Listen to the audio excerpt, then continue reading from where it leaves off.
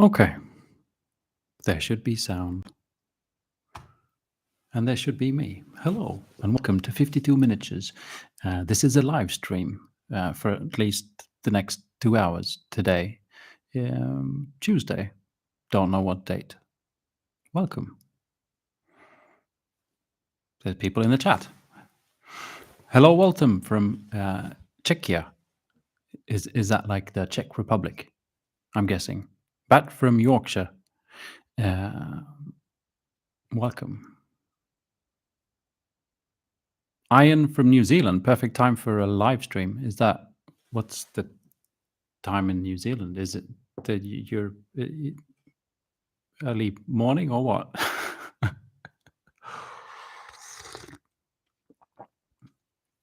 Hello, George from Germany. Happy Pi Day. 314. Okay, so today's the 14th of March. Pi Day. Not as in pie you get to eat. Pie that screws up your brain because it's maths. That kind of a pie. Hello, Blue Fangs. Good to see you. Thanks for being the admin. Be nice to Blue Fangs, please. And don't forget to like the stream so more people get to see it. I totally agree, Blue Fangs. Cyborg Sloth, good to see you. How are you doing? Hello, Noam from New York and Mark from Montana, who has noon. How you doing, Mark? I hope you're well.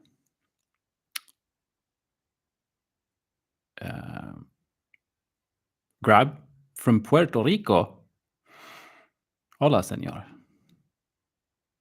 Isaac, how you doing? And Kim? It's nice. Lots of patrons here. And Jared, Caffeinated Miniatures. Happy Tuesday to you too. Bumps from the UK and Verpine from Wisconsin, United States. Antonio Prado, I was talking about your videos to someone. I just got this notification mid-conversation saying you're live. Must be divine intervention. Yes. Well, it was my intervention, but it's fine if you refer to me as divine. It's probably heresy, but that's the worlds we live in, is it not? Hello, Denise from Minnesota. Eugene, how you doing? And Van from Oregon. Cyborg Sloth, yes, thank you. I'm doing well. It's surprisingly late on a regular Tuesday, and I decided to stream, which makes me happy. I'm just terrible at having schedules and doing regular things. I was like, wait, I'm not doing anything tonight. I can stream and hang out with my friends on the internet, and here I am. Hello, Jamie. How are you doing? Isaac says, I'm having a baby. Congratulations. I assume you don't mean now, because if that's the case, please stop paying attention to me and start paying attention to the person whom the baby is coming out of. But if it's just something that you found out today, then congratulations. Good job. Yeah, cool. But babies are awesome, and then they grow up, and they still seem to be continuing doing the awesome thing, which is pretty fantastic.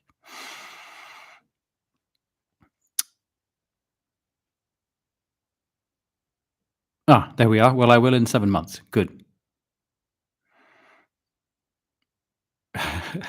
We got one of my favorite Danish people, solely based on the fact that the person lives in Middelfart. MBP from Middelfart. Welcome back to the live stream. Hello, Ryan. And Stretch, good evening to you too. Yeah, definitely. Congratulations, Isaac. So you just found out today, I guess. Or since we spoke last. It's cool. Waltham says, I'm glad for a late stream. It's nice to have a stream to watch during a home office evening shift. I mean, I kind of wish you'd be painting miniatures. It's nice to have like a bit of a hobby hangout, but you know, I'm not picky. I don't mind being your work hangout as well. Van Stroud says, beyond impressed of your pronunciation. I know English isn't your first language, but you pronounced Oregon better than some Americans. Yeah, no, it's not my. I mean, it's a bit complicated. Like, I'm born in Sweden, um, and my dad's English, but he actually never spoke English to me. He learned Swedish instead.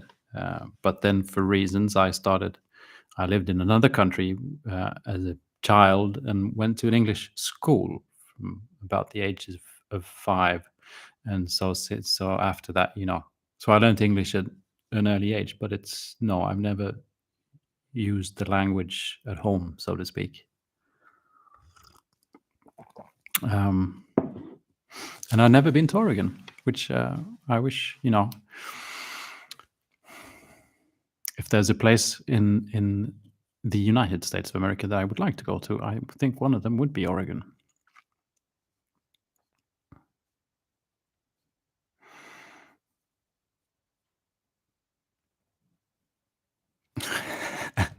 Isaac says, Isaac, who is just about to have a baby in 7 months, says, thank you. I was running out of people to play tabletop games with, so I made one, which is awesome.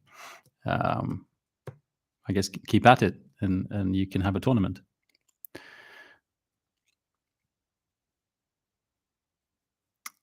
Tommy asks, how long does it take to set up your live streaming sets? They always look so cozy.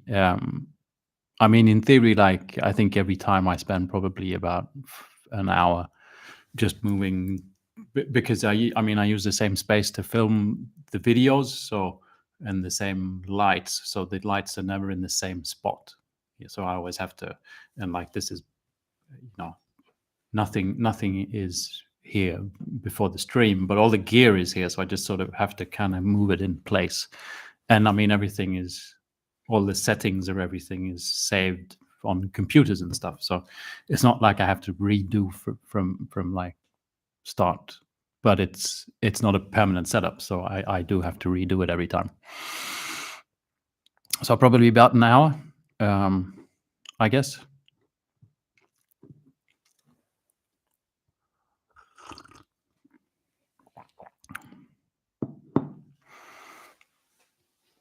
Meandering Shade says, good evening from West Yorkshire. Hope you're all doing good.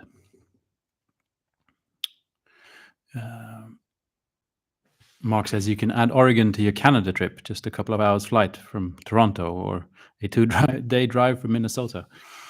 Yeah, Mark likes to drive his car all around the country.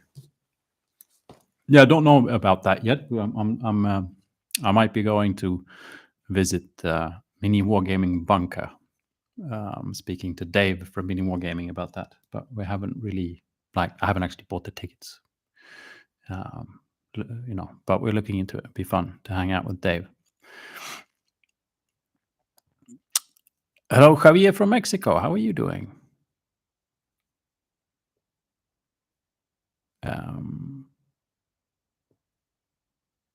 But yeah, so that's why Mark is saying I'm going to Canada.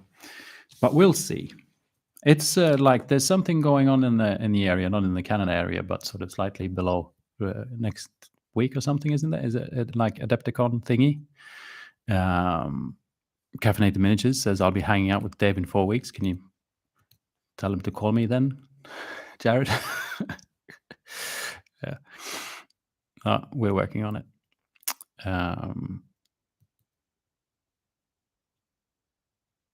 Okay, here's a tricky one. JS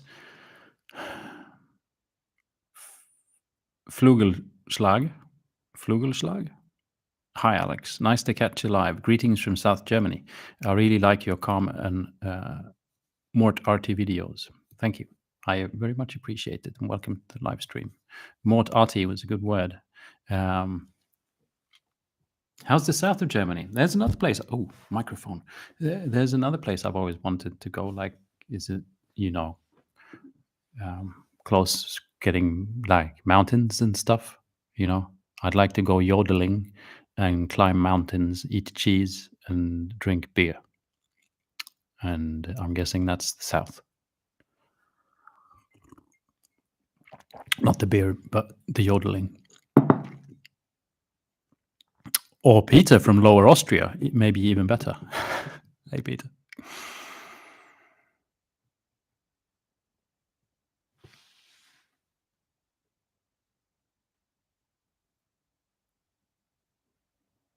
Hannibal is hi from Australia. Love your content, very informative.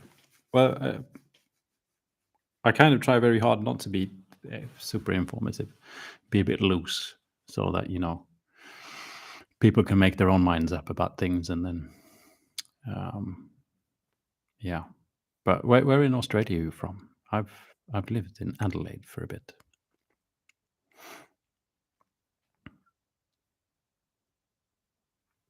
Cyborg Slot says add some pretzels into that trip to Germany. Yes. And pizza from New York.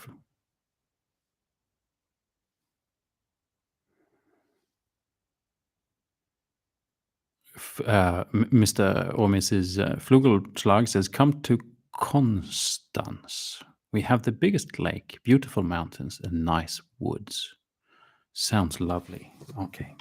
Mental note. No, this is not mental. This is an actual physical note. Konstanz. I mean, I just want to Google it.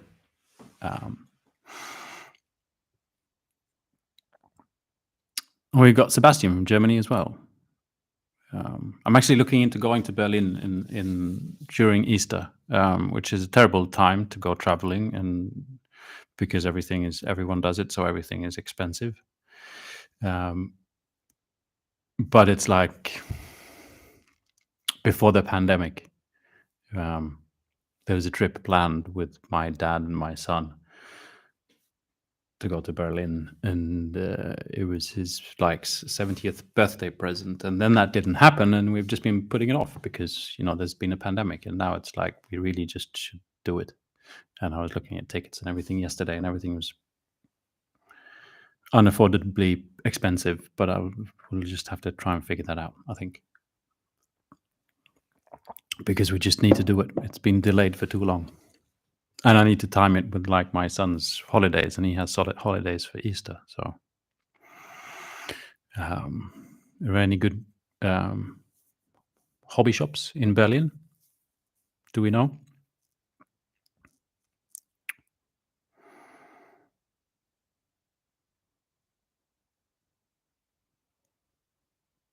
Ala the Viking asks, ever found Warhammer in a second-hand store? No, never.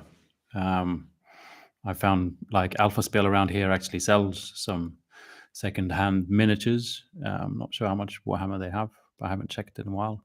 But I've never been to a car sale and someone is like, oh, here's this box that my son had in the basement and I'm going to sell it for $5. Do you want it? Never happened to me. Would be fun.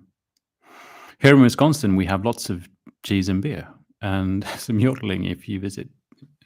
Okay. Excellent.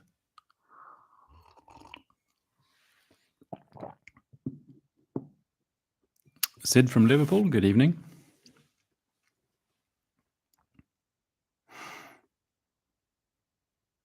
Van Stroud says, I absolutely loved your use of opaque oil washes in that video with the tree woman. The result were fantastic. Yeah, I'm working. So I'm working on a video now. That is, I need some pick-me-up videos. Honestly, it's views haven't been exceptional. Previous two, the last one is doing okay. The two before that were not doing okay because they were not on Warhammer, and I even in one of the titles I used the horrific word art, And in the other title, I used another horrific word, which was oil paint. So by doing that, you just ruin possibilities for a greater number of views. And so, the next one's going to be painting yellow space marines, because I need to get some views up, because even though I don't really care, it sort of kind of affects everything, and it actually affects my economy to a certain degree. So, yeah. But after that, I would like to do like just from my point of view, sort of introduction to wall painting video based on my views and what I've experienced, so that I can always reference a video on, instead of having to explain like how to make an oil wash or whatever in every video I use an oil wash. I can always just like reference the oil paints for miniatures video, kind of a thing.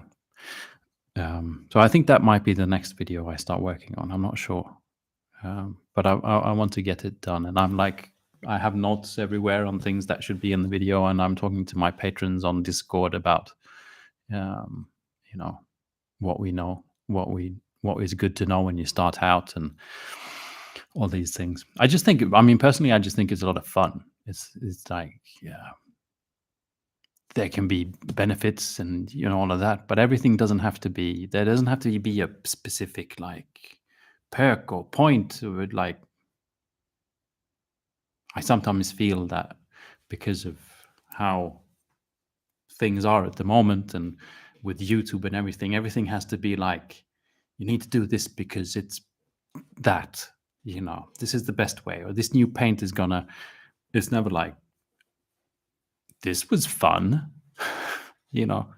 And I just think all paints are fun. I think the process of combining, and working with them and just changing pace and all of that, it's more emotional than anything, which is,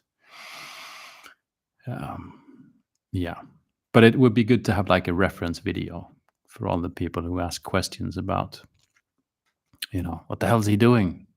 Oh, he's making an on-wash. How does one do that? And yeah.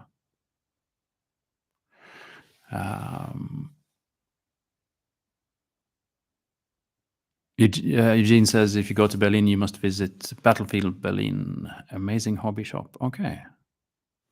Because I've been to Berlin a great number of times, actually, but it was many years back. So I've never been in any hobby stores there. Battlefield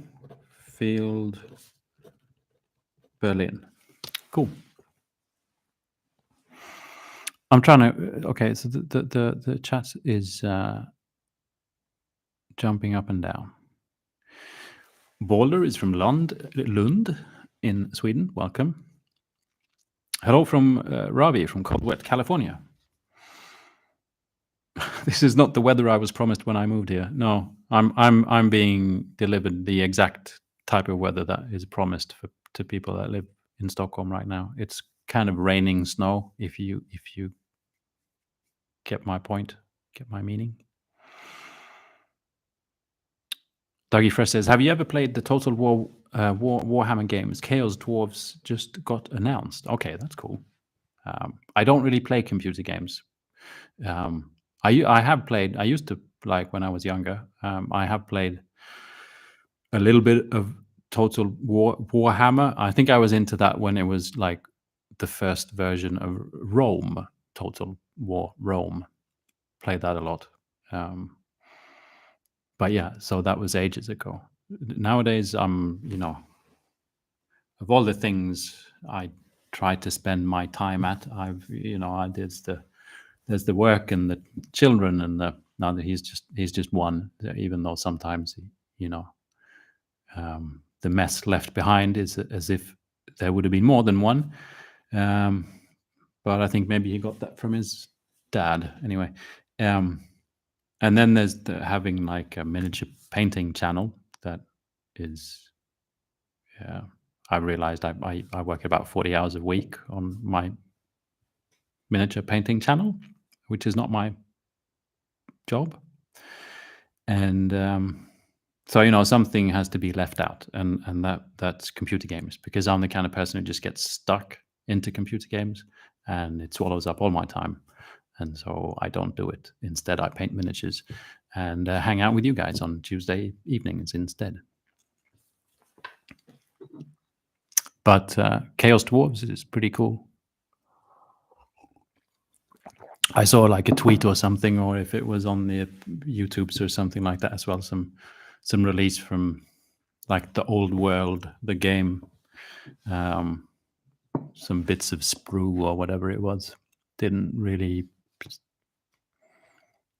do anything for me.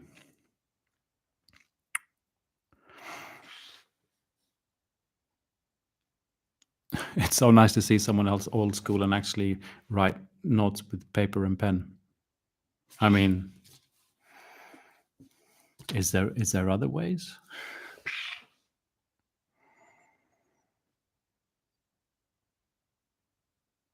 Clyde Dashing says, should just use the word Warhammer randomly, like some sort of nervous tick. Yes, and Henry Cavill, and then you like, and Warlord Titan.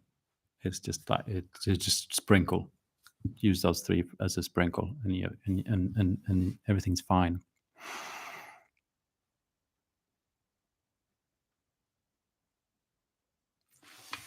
Dougie Fresh says, it must be frustrating having to always focus on Warhammer for views. Another YouTuber, MS Paint, Dave, I believe, says he gets a lot of hate even if he mentions Gundams in the video. Yeah, I mean, and no, I guess, I don't know.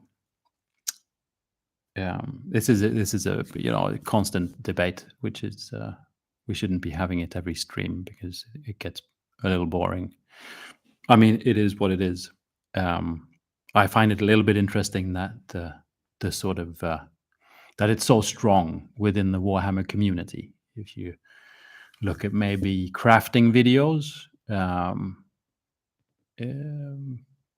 options are different. It's not like I'm not watching his channel because he's not using that specific brand of hammer or whatever it is. It's a lot more relaxed. Whereas in the wargaming video community, it's like it's very YouTubey, and it's very much about Warhammer, and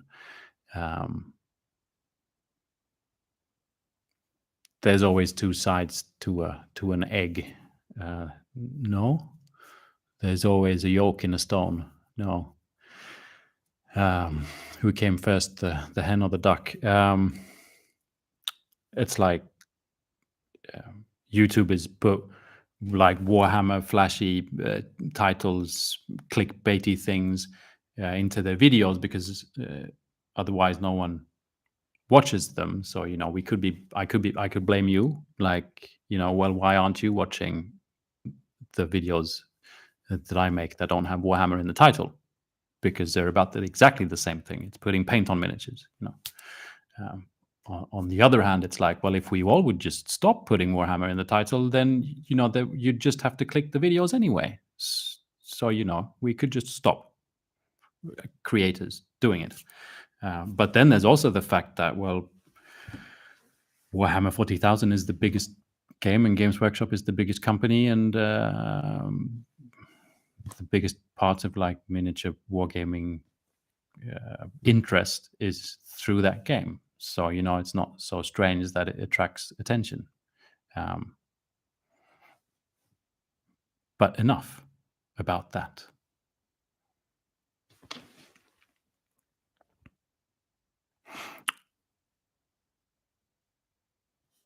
Oh, things are jumping about.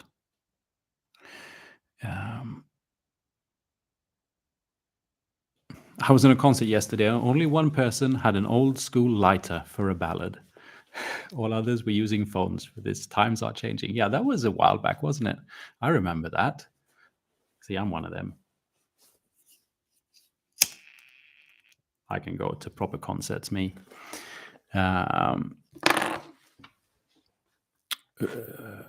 Mr. or Mrs. Flugelschlag asks, do you have a list for your video setup camera? I would like to make some painting videos and need something to record. No, I don't really. And I work professionally as a photographer and as a, videographer. So I'm kind of just assuming that the stuff that I use is out of your budget, because I use expensive things that not many YouTubers kind of use, just because I have it. Yeah. Marcus Stratus, how are you doing? Marcus says, don't forget to like the live stream. Indeed, there's several things we should remember to like. We should like the live stream. If you're here without being subscribed, which I think the likelihood of that is very little, then, subscribe. There's also like a super chat thingy where you can be like, I saved money today because I didn't buy a coffee in the city. So I'll give that money to Alex because he's got a nice microphone. And I don't know how one does that. I've never done it myself because, I'm on the receiving end here. But you can somehow, through YouTube, give me money, which is really great. I like money. And if you can't contain your wallet or your feeling of this is awesome, you can also join the Patron. Thank you. Hello, Michael Strange. How are you doing? Wet palette might help the algorithm. What put the algorithm in a wet palette and see what happens to it. Could be a thing. Peter S says, did I see see money? It worked. Was that you, Michael Strange? Wait. See, look at Michael. Super chat function confirmed. Thank you, Michael. It's very kind. Now you all know. Just do like Michael. And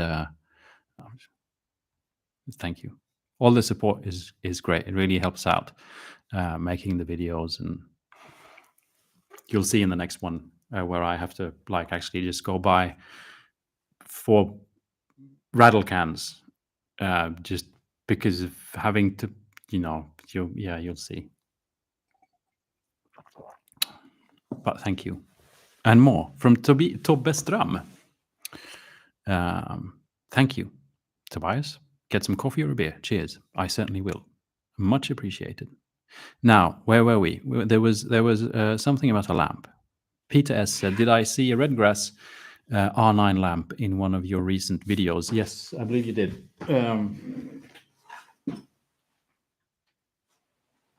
That's the, you can't really see it. It's sort of out of focus, and all you see is a light thing, is the new Redgrass Games lamp.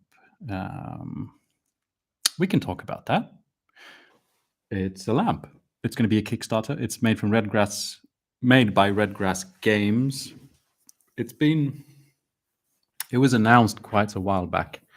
I remember talking to someone at Redgrass Games about it, and then production got delayed with pandemical reasons, and they're now launching a Kickstarter to start with for the lamp. There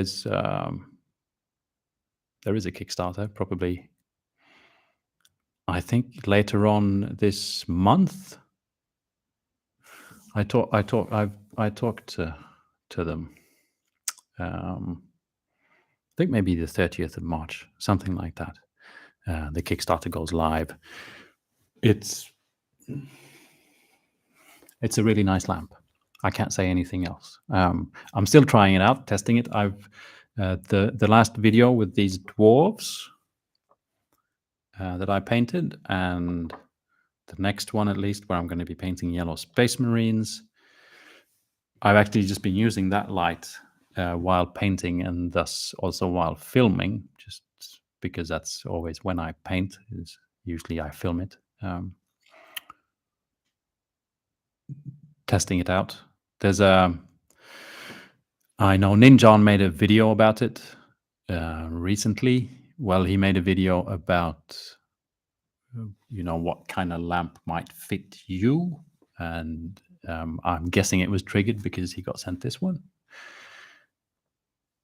No offense at all, John. Just a probability. It's gonna be about, I think, about $200.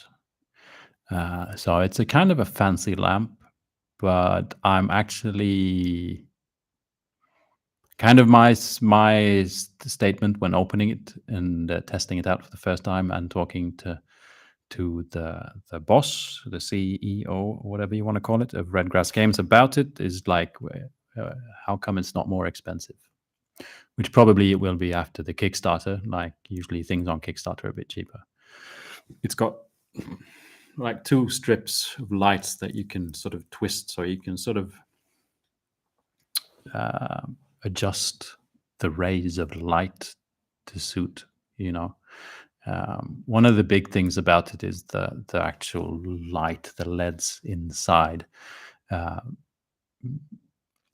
there's not talked so much about, but there's definitely different qualities of LED lights around, and there's different ways of getting those LED lights to actually render color correctly.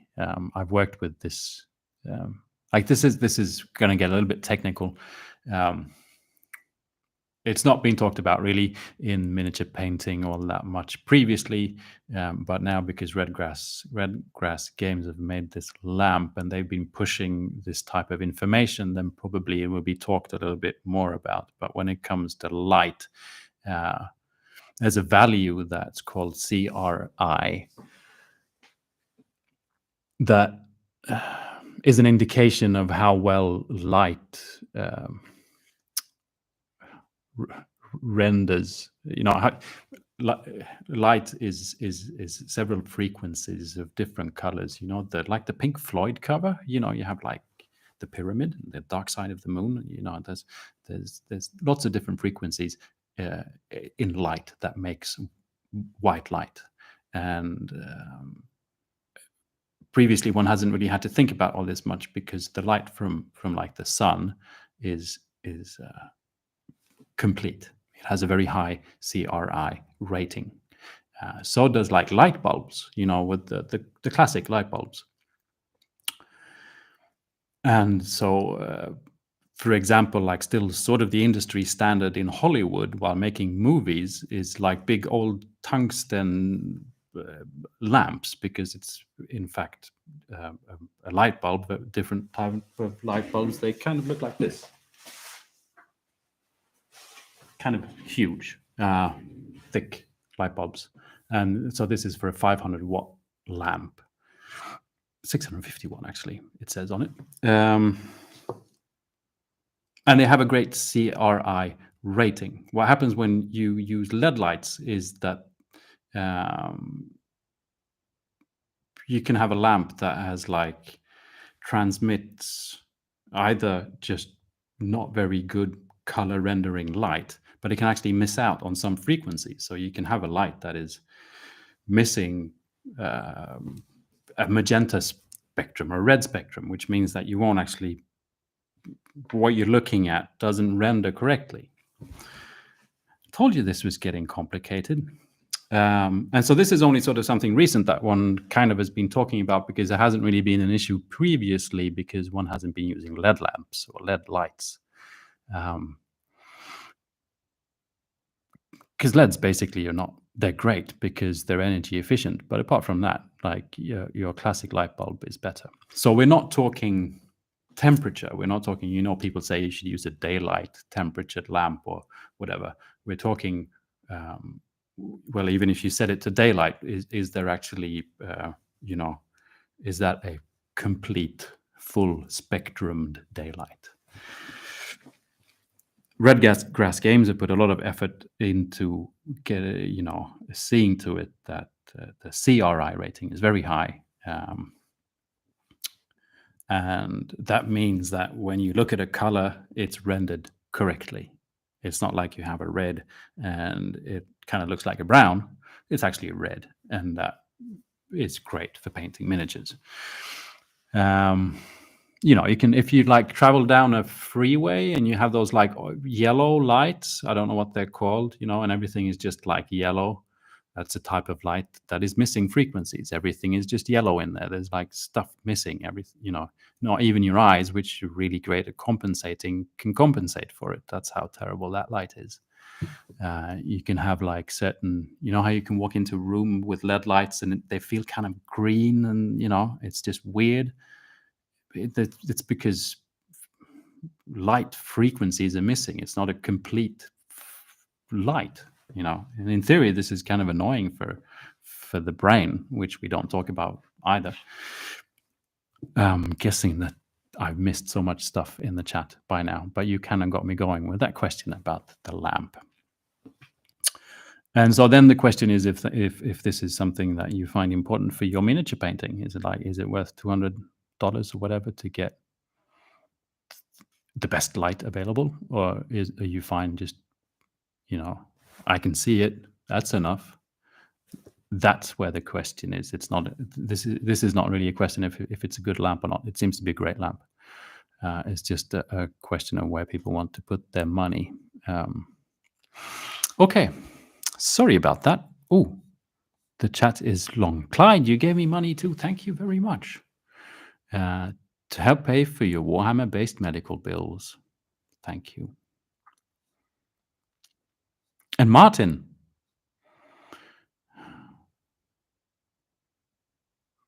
But Martin, you should be saving up for that new lens. But thank you. Thank you, everyone. Okay.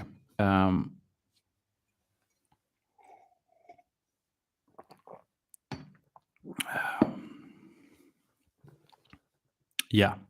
So that's with the lights. Like you can pretty much presume, is that a word? Like if you buy a really cheap LED light, the light coming out of it will be crap.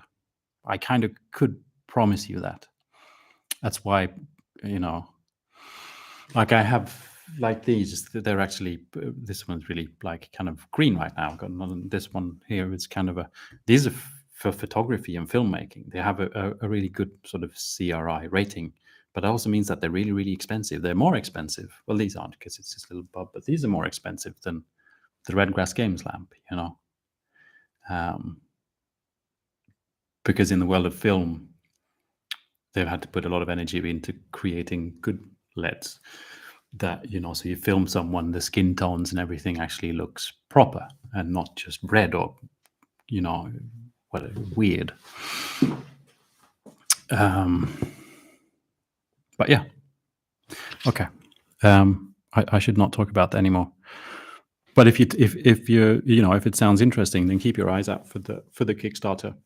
I'll see if I've got a link somewhere. I can put it in the description of this video once the stream ends. Evening from Scotland. Hope not missed too much. Hard day at the silly day job. A lovely treat to have my favorite channel streaming with a nice Malbec in hand. No, I don't. It's PG Tips. It's like the opposite of Malbec. But welcome. Zero Beat asks, did you go to the Alpha Spell Lopis last weekend? I found and picked up a sweet Dark Angels army. I didn't. I kind of just saw... So Alpha Spell is our local friendly game store, and I saw just like a little ad. And I thought it was mainly about board games. And yeah, I didn't really look all that much into it. And then the weekend passed, and then I've been seeing pictures afterwards with like long queues and war games. And yeah, so no, I missed that one. Dougie, another Oregonian, welcome. Mark Flanagan says 71 people, but only 40 likes. Well, it seems to have picked up. But so thank you, Dougie. No, Mark, I mean. Hello, Adrian. Welcome. Glad to catch you live as well. Van is wondering, what time is it in Stockholm now? It's just past noon over here. It's 8:30 in the evening.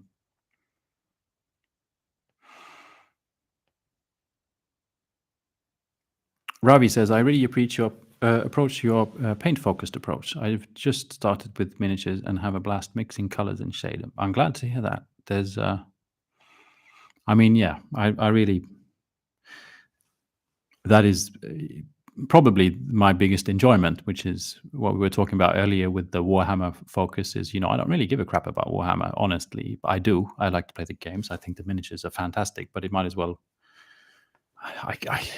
If it really boiled down to it, I could be painting something else in miniature format, and it's not like the huge thing for me. And I was just actually before this, while I was eating dinner, I was listening to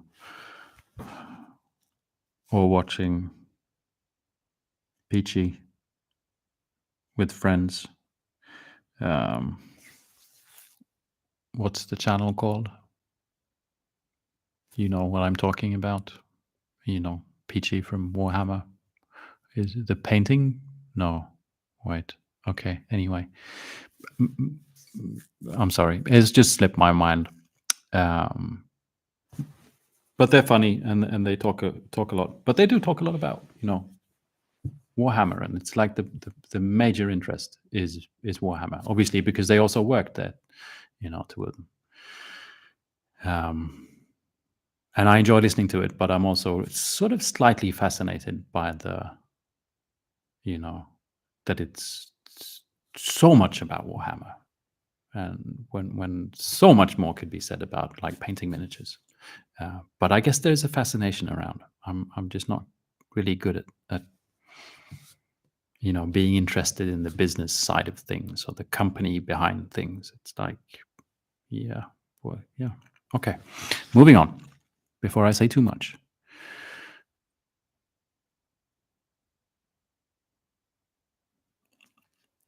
Vladimir, how are you doing? Sat down to paint and got a notification about the live, which is great. Good to see you too.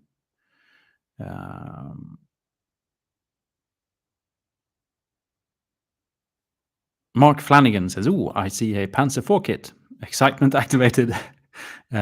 We won't talk about the Horus Heresy box under it. I've also had this sitting next to me, unopened and tempting my soul. Yes, this is a little bit part of. I had a subject today for today's video. Should we jump into that straight away? No. Wait, how far am I behind in the chat? Because I just had the long rant about the light. I should wait a bit before I start ranting or just flabbergasting again. But it was about sort of it's good to have subjects for live streams in case it's just me and I need something to talk about with myself. And it was sort of about the value. Is it worth the money kind of a thing? Which surprise, I think it is. And so I was just looking at these, and I was looking at the different. I actually have the price tags on the back here. And yeah, and so that's there. This one's not going to be in a video, but I have other plans. But I need a different scale.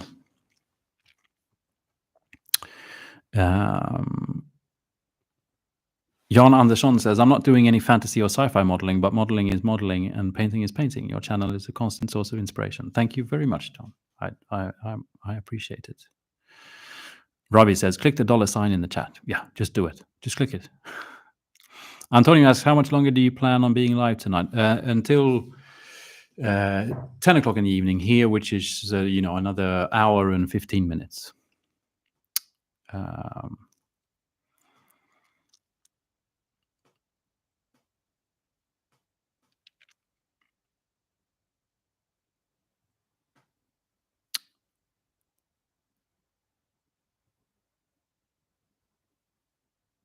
Victor Riviera asks, "What's your take on the lamp?" That's what I'm at in the chat, and so I think we've got that answered. I mean, when I saw in John's video, because I've been actually contemplating doing a similar video. Now I don't know if I will. In that case, what I would like to do is maybe talk about the other things about light that haven't been talked about, and I could say them now, and someone else can do the video maybe, or I should just do it. But it's also about the rest of the environment that we paint in, the fact that natural light is a very pleasant source of light, that old school light bulbs with the daylight filter on is a cheap way of getting a high CRI rating, if that is what you're after. They'll get slightly warm and they're getting more and more difficult to get a hold of, but it's not impossible. I know 3 stores at least around me where I can get them. There's all these other type of things, and actually maybe explaining, like I have access to a CRI meter, so I can actually walk around and explain maybe a little bit better what CRI actually is, seeing as I know about that stuff a little bit because of my profession. And then again, I'm kind of like, yeah, well, I also like just painting miniatures and making videos about that. So maybe I should just, reward you for donating all this nice money, and I'll tell you in the chat, and only the people in the live chat will know these secrets about lighting.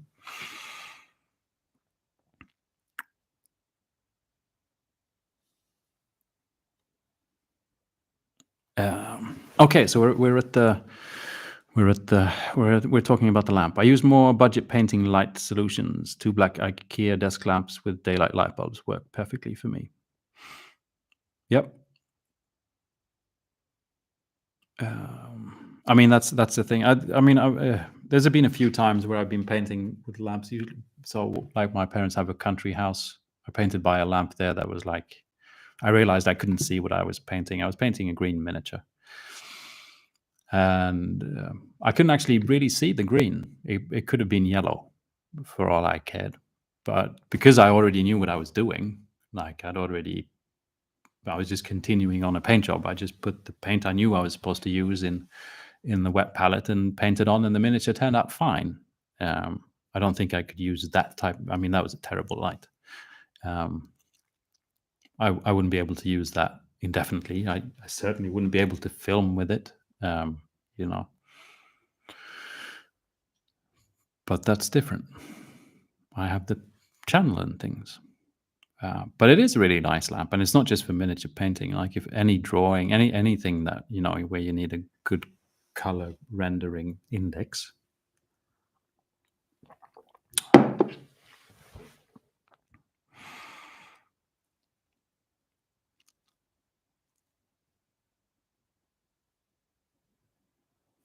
Dougie Fresh says, I love your Fallout Boy mug.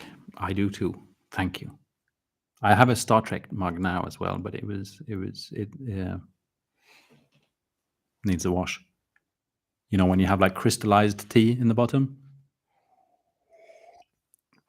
It's like spaceman tea.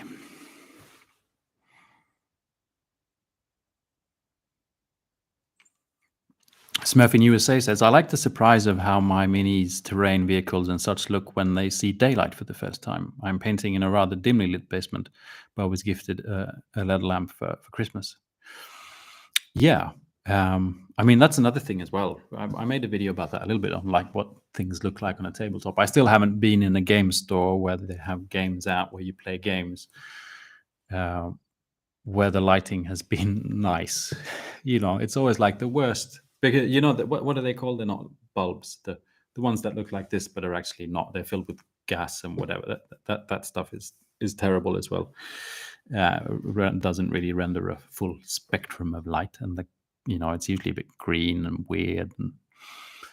And that's my association with like watching or playing games in game stores. So your miniatures it's not very often they're going to be represented in a perfectly lit space. But I mean, if you're going to be spending $2,000 on a lamp, I'm thinking maybe you're really into the like exhibition style painting, maybe more than batch painting an army. And there's plenty of people out there that I think really would like, if they had, for that, I think it's a good investment, because it's sometimes maybe it's one of those things that you forget. And if you're spending all that time, hundreds of hours, on like perfecting your paint job, and you're not actually seeing the color of it correctly because you never thought of the fact that your lamps might not actually emit a full spectrum of light, then um, that's worth checking out.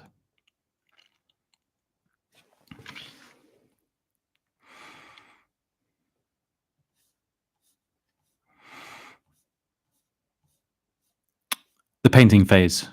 I just saw the painting phase. Oh,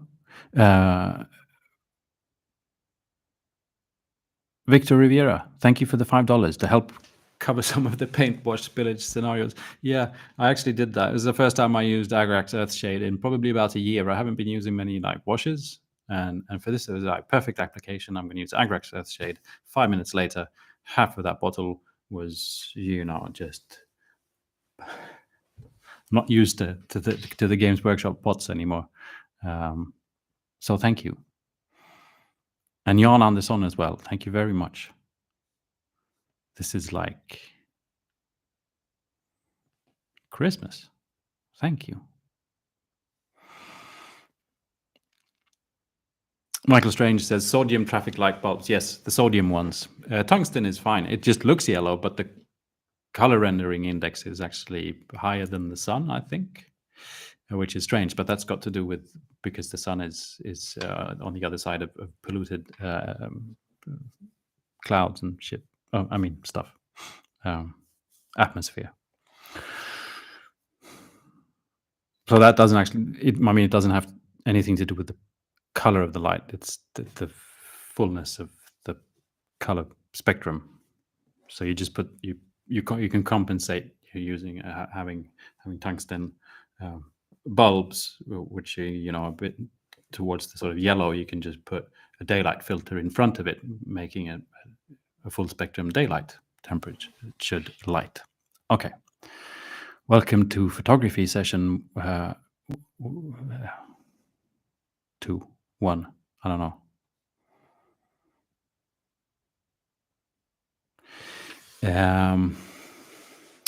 Call me Mac. I'll call you Mac. Been using pastel colors instead of color powder from the store. How can you keep it in place before airbrushing some lacquer? Oh, okay. So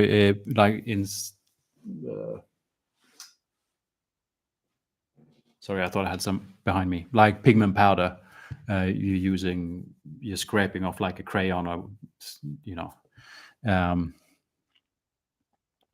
with regular pigment powder, I use white spirit to fasten it in place, so it gets stuck, and then I varnish on top of that to make sure it really sticks. I don't know how that works with the stuff that you've been scraping yourself off the crayon. I guess it depends on how fine that powder actually is. But white spirit will fasten it. It won't seal it completely. You'll still be able to rub it off, but it'll fasten it enough for you to varnish and stuff like that.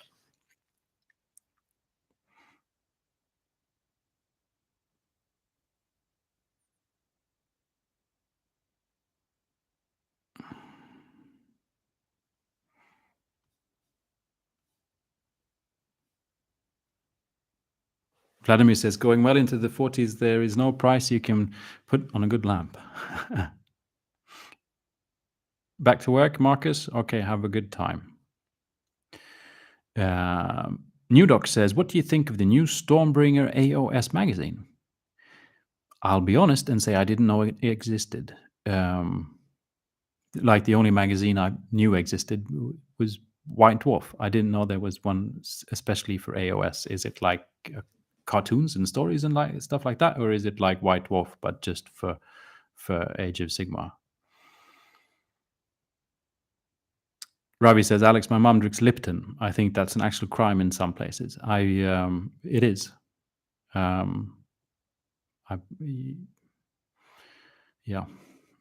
I have no words.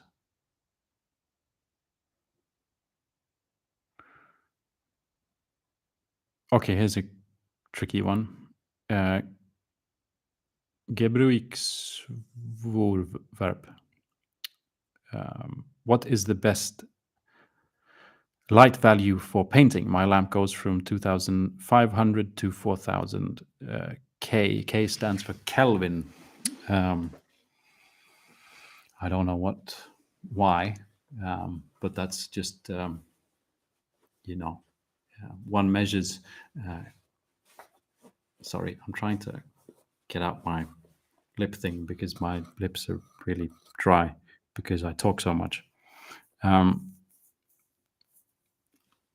light color is measured in temperature, and the unit used is Kelvin for K. Um, it's kind of like the lower the value, the more warm or yellow the light, and the higher the value, the cooler the light. Daylight temperature, I think, is somewhere around 6,000 Kelvin. Um, if I was painting, I would be or doing anything for a long time where you want your eyes to be comfortable. I would be trying to live in the realm of about daylight or slightly below that, like between 4,000 and 6,000 Kelvin. It would be my. I have very humbug theories about you know um, the daylight temperature is great when trying to as well when trying to see the actual color of things. Our eyes like daylight. Um, my humbug theory on that is that we've been living with it for quite some time. Like you go outside, which we used to do quite a lot more before, like things like television and basements and Warhammer. And so I'm just thinking that maybe our brains and eyes are kind of used to daylight. Um, sure, at some point we invented fire, but we all know plastic melts when it's really tricky trying to paint your miniatures over fire. It just yeah. But it's not necessarily better to paint your miniatures at a strict daylight temperature. You can go below that if your eyes are more comfortable with it. What's kind of important is to have the rest of the room kind of well lit. Like what you're seeing here now is all theatrics, like painting in a dark room with just the one spotlight on your miniature is not really great. Your eyes will strain because they'll compensate. They'll try and see things out there in the relative darkness, and then things will get bright, and it's really straining on your eye, and you can actually sort of start to feel like I should check should I be wearing glasses, and it's not necessarily so. It's just that the rest of your room is too dark. Same as like it's great to have, like, in theory, like a medium gray backdrop to what you're doing. I use black because it kind of renders better on camera, but it's actually not really smart. Like a gray, tabletop or cutting mat or whatever, medium gray would probably be the optimal, because then your eyes don't really have to work that much. So there's lots of things. And I don't know if I answered your question, because your question was, my lamp goes from 2,500 Kelvin to 4,000 Kelvin. What is the best? Just, I'd say 4,000. Go for 4,000. Von Stroud says, have you picked up any more Infinity models recently? I've been building a Nomad force for the past few months, and I've loved the sculpts to death. No, I haven't. I have some in my Stargrave crew, but I've not picked up any more minis. I've got a ton of miniatures to paint, honestly. And I'm actually kind of intent on painting the stuff I've got. I know this is very unconventional and highly unorthodox within sort of miniature painting circles. Is to paint what you've got, and not buy new stuff all the time. But I'm really trying hard. Sorry.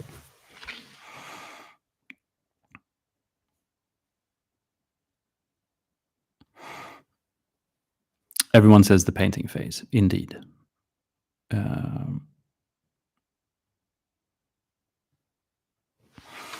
New York says, subbed because Squidmar shouted you out on tabletop time chat. Yes, it was kind of Emil. I was just sitting editing something on my computer, and it just popped up that tabletop time was having like a live show thing like this, like we're doing now. Only there was lots more of them, and the combined might of subscriber power in that room was phenomenal. You had Squidmar and Jazza and the whole thing. And so I said hi, and Emil said hi back, and Jazza said some very kind words about my videos, which made me very happy. Thank you, Jazza, and thank you, Emil. Kalamac asks, have any of you used LED arches? No, and that's kind of when you want to start getting into the territory of is what's going to happen with the colors here. To be honest, like the really cheap ones, I'd maybe a little bit watch out. Something that we don't talk about either is the fact that looking straight into, like, if because the arches, they kind of go like this, so the ones down here at the sides, they will kind of always be visible. That's going to strain your eyes as well. Like you should never have lights shining into your eyes, like I'm doing now. I have tons of light shining into my eyes. It looks nice and dim on camera, but in fact there's quite a lot of light shining. I've got 1, 2, 3, 4, 5, 6, 7, 8, 9, 10, 11, 12, 13 light bulbs here in a circle shining at me right now, and then that one and those. And this is not an environment I would want to paint a miniature in, because that as well, it just ties the eyes so much. And the really small, strong LED lamps can actually almost be to the point of it being harmful if you're like staring into them. And so I'm a bit sort of with the arches, I'm just feeling that could be an issue. On the other hand, people might love it, and so I'm not going to say it's something you shouldn't do, but it's worth thinking about.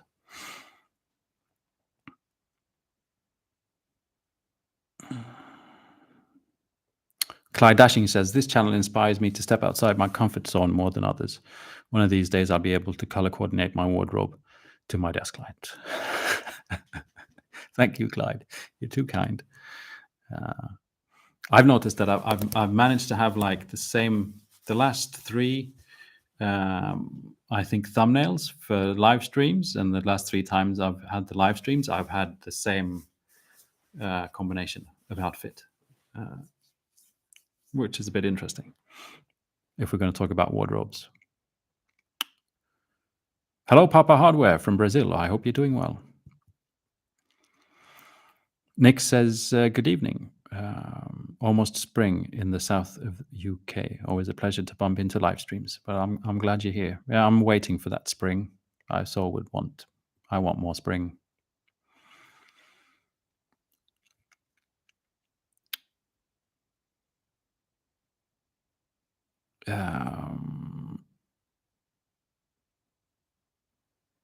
Ryan says, have you heard of the indie game Necropolis? It focuses on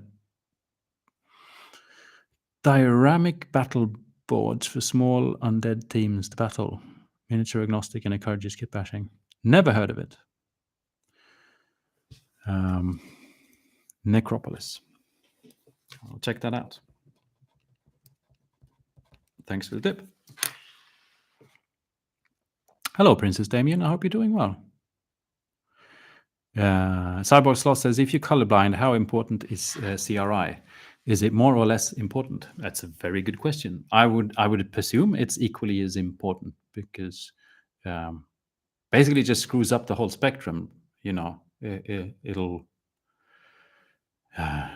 can make whites look weird, or your flesh tones look weird. It's not just that your red looks weird or your green looks weird. It just screws up the whole spectrum. It can also just be bad all over the spectrum. So you just got, a low CRI in the entire spectrum, But one of the most common things is that there's just certain frequencies missing, and even in CRI, when you measure it, measuring it like consumer CRI and professional CRI is not always the same. So you can have lamps on cheap Amazon lamps that claim to have a high CRI rating, which they are allowed to say just because you can measure it in different ways.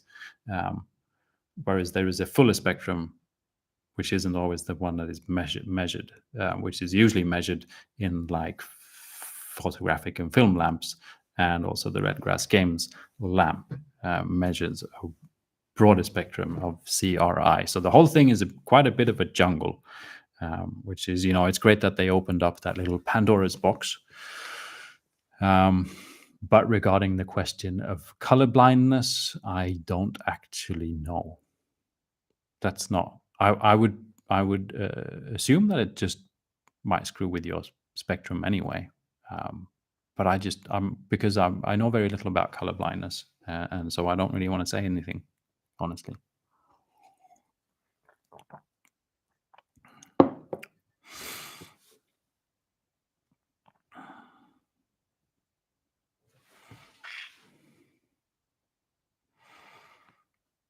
Oh, things are jumping again. I think I'm really behind in the chat now, and I'm sorry about that.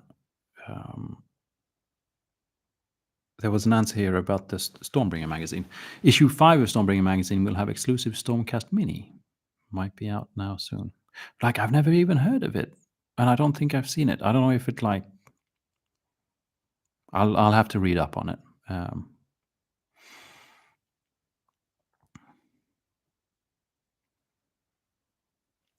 JCB says, I don't get to check these out live often because of work, but I love how artful and intentional even your live stream angle is. Thanks. The best thing is when I have like work meetings, because I use the same setup sometimes, just like, because if it's like this and then I go home and tomorrow morning, maybe I have a work meeting and someone's like, half in their pajamas still at home with their like, yeah. And then they see me in this, and it's just funny.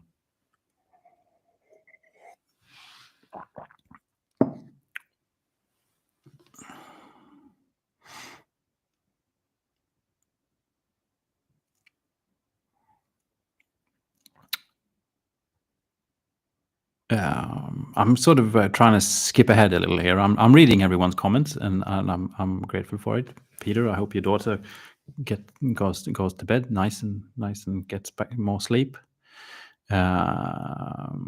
FreeX wonders what's the brand of spotlight you use in videos when you say it's a camera light, but not which brand. Okay, this bulb here is from Aperture. It's actually weird.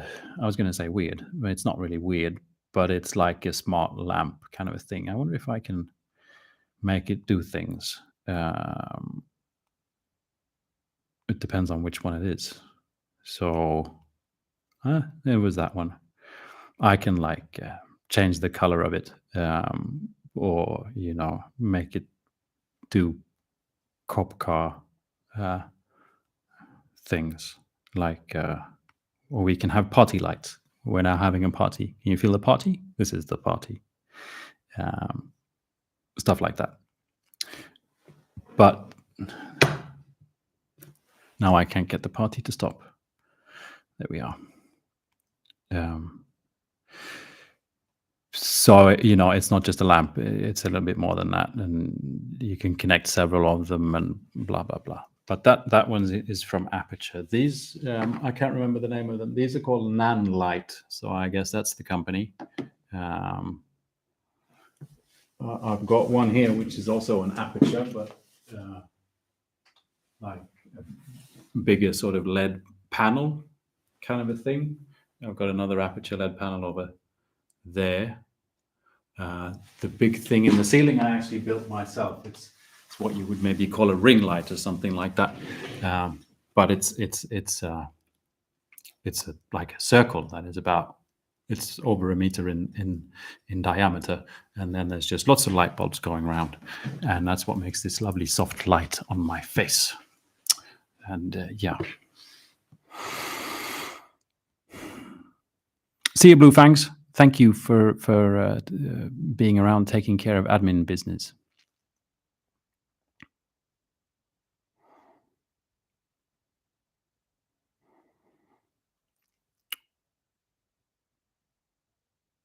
Pylon says, hello from the west coast of Canada. How do you feel about 3D printed models? Personally, I love having some custom models. I think 3D printing is really cool. I have a 3D printer as well, a Frozen Sonic Mini 8K. And like the quality of the stuff that comes out of that thing is in my eyes, kind of phenomenal. And I've been using their resin, and so I spent like a day setting it up and like tweaking things during a week, like doing a print, going out could be a little bit, change things, try to learn, and then I found like, okay, for me this is great, and since then I haven't changed a thing, and it still works fine. I've had no issues with anything, so I'm just really happy with that printer. And but I use it a lot. Like here's a diorama thing, and I could, with the Statue of Liberty and the Space Marine, I could, just print out a piece of Statue of Liberty. I kind of see it like a bits printing machine more than a mini printing machine, because I'm still kind of into Warhammer and Age of Sigmar, and I like buying metal minis and maybe other brands, but especially with bits and things for dioramas and all of that kind of stuff. And then obviously it's, as a content creator with different companies, sometimes wanting to sponsor videos because they make STLs, it's very handy to have a 3D printer. But I think they're great. I wish there was, other ways to get 3D printed stuff as well. Like game stores would be cool if game stores had 3D printers, so you didn't actually have to, I'm on the wrong end. It feels weird saying this because I already have all this stuff, but we're amassing a lot of things, and people are allowed to do what they want with the money, but I'm kind of in a way thinking about the environment and stuff like that. And the fact that hobbyists now can actually buy their own like mini printing machine is pretty extreme out of a sort of consumerism aspect, says the guy with tons of shit everywhere. Sorry about that.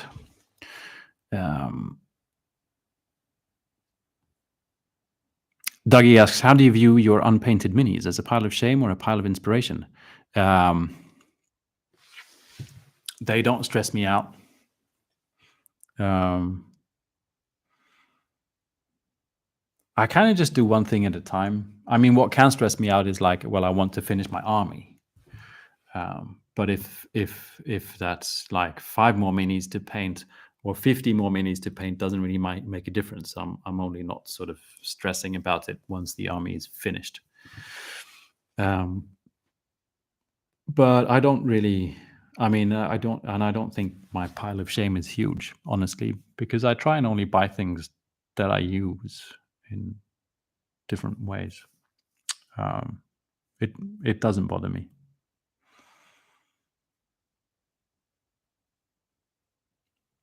Haida says, hello from Scotland, assembling a new World Eaters army. You're the only hobby YouTuber my wife will let me watch on the TV in the living room. It's because of how calm your videos are. That's the best things anyone said to me in a bit. Say hi to your wife for me.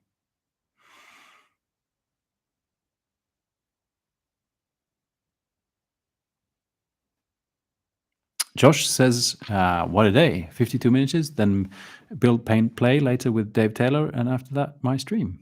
Cool stuff, Josh. Ben McDougall asks, any tip for pale undead vampire skin? It depends on how you would want to do it. Is it like lots of them and you need to be swift, or is it like just the one exceptional way?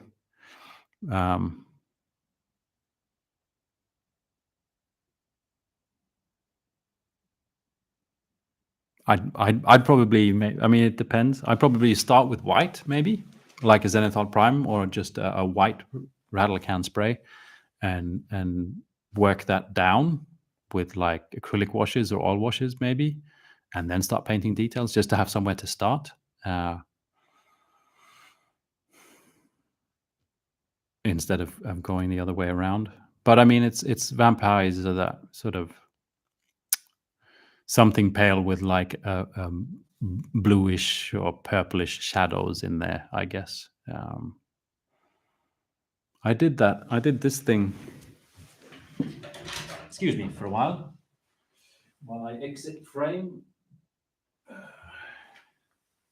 mean, this has been around for a while, and you can't really see the colors correctly because of my cool grading. This, in theory, is like a vampire creature. And I mean, that was sort of airbrushed, a pale skin tone. It was like blue from underneath. It was like a zenithal prime that I made it darker underneath because it's supposed to be like shadows from the depths of, depthness. And then I just started sort of coloring the zenithal prime with an airbrush using a very, very pale skin tone. And the rest is pretty much just oil paints that I've sort of glazed on to make the shadows pinker and more purplish. I kind of like that approach for pale things, is to start with almost white and tone that down instead of the other way around. But it depends on what the rest of the miniature is going to look like, I guess.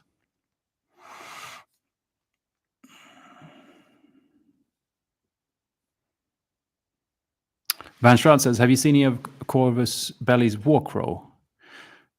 I haven't. Is that the fantasy version? Fantasy Infinity kind of a thing. I remember reading about it and hearing about it. And then, yeah. So no, but I am interested in just seeing it.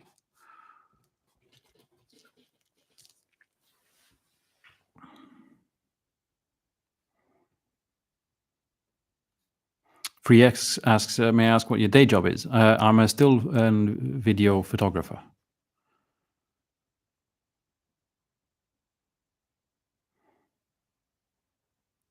Hello, go for it, painting. I'm just having a look through the chat here.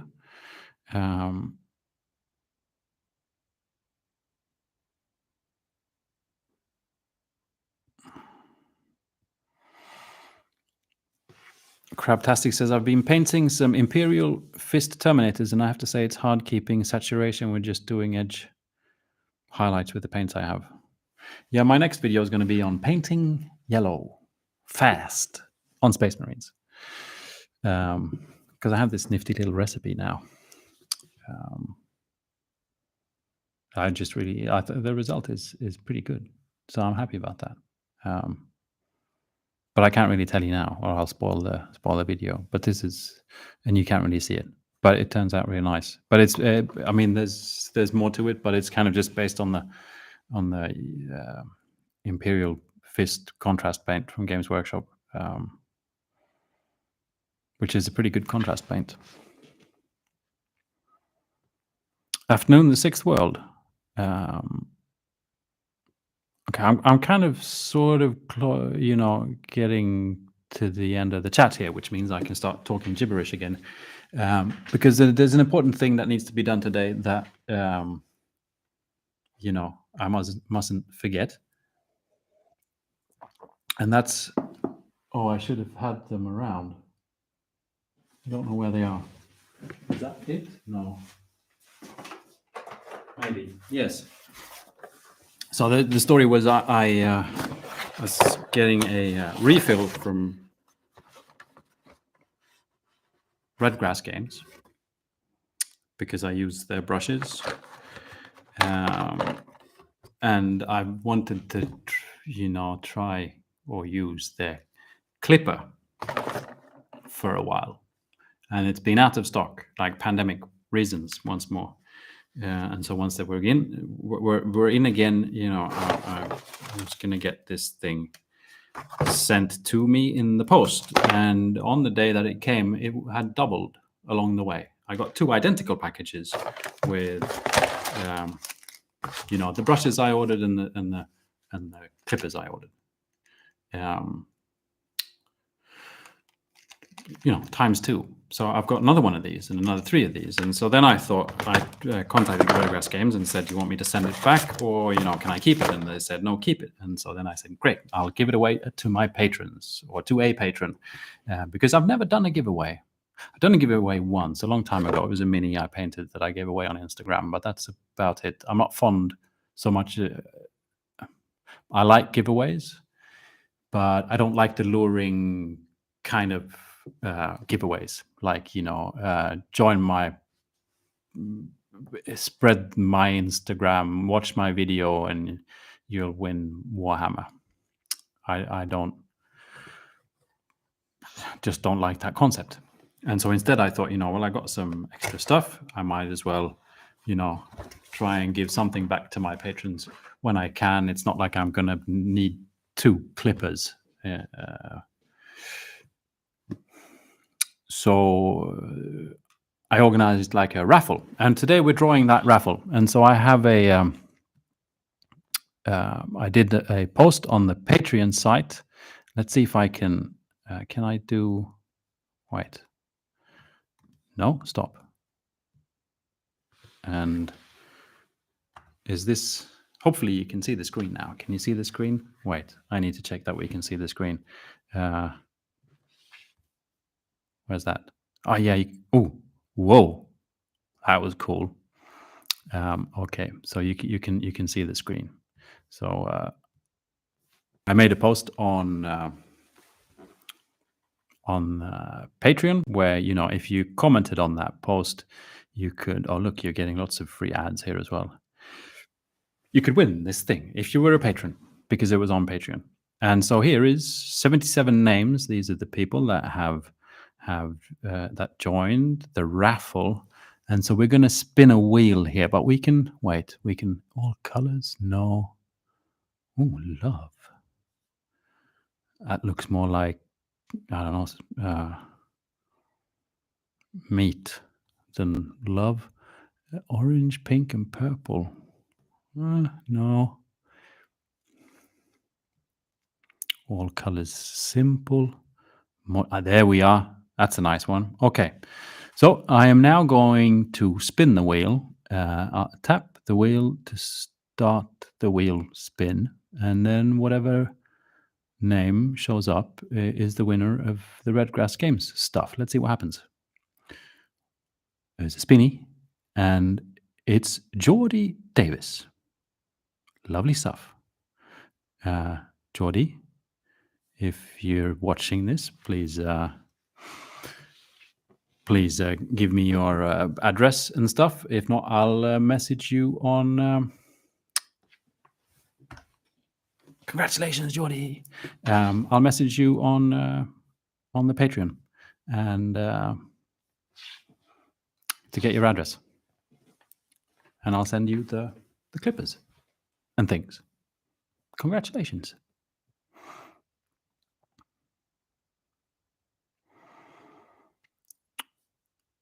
Ravi says, I'm hip deep in Tiny-saurus warriors and skinks right now. That's cool. There's going to be lots of new kind of skinks and stuff as well, which is cool. New miniatures. I like them. Not getting a new army. Going to finish the other one first.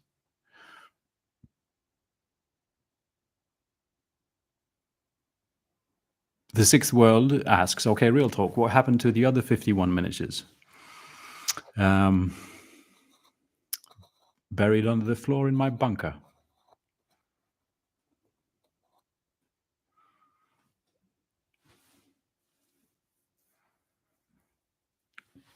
Ben B says, the vampire creature is my favorite thing you've ever done. Well, thank you. It's I really like the diorama. I do. I don't know what to do with it. I sort of tried to hint a little bit. I was at Alpha Spill buying some things for the Yellow Space Marine video. It's going to be out in probably 2 weeks because of reasons. because I have some miniatures there in a cabinet, and like the name tag on, it said 52 miniatures on Instagram next to the two miniatures I painted that had like disappeared ages back, and so there was just like two random miniatures without my name on it. And so I was like, well, maybe, could you maybe just fix the name tag so that people know that this is my miniatures, or I can just, you know, I don't have to have them here either. You can just have someone, because they've got, other miniatures that others have painted, like some dude who's competed in the Golden Demon and stuff like that. Lovely things. And I sort of tried to hint that I've got tons of other things that might be fun, but it seemed to be more along the lines of like, yeah, maybe we should just do something else. I'll send you an email when you can come collect your dioramas. It would be cool if they like had tons more of like exhibited miniatures. I remember that as a kid, you went into like the game store and you just saw all these painted miniatures, and you're like, wow, this is why I like this hobby. And I love Alpha Spell, but they've just got like that one little cabinet where I know, like, if they would just raise their hand, they could have a museum in there, which I think they should. But I guess, there's not much money in museum businesses.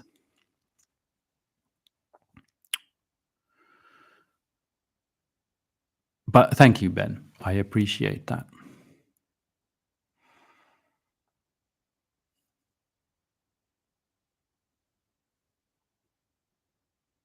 Josh says, came for the chat, stayed for the gibberish. Yes, it's one of my specialities.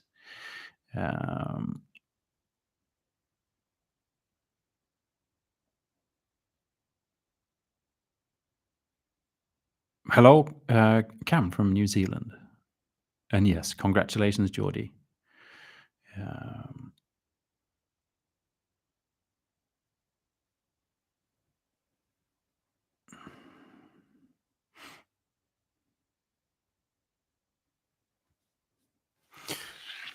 So I had a bit of a theme for the live stream. And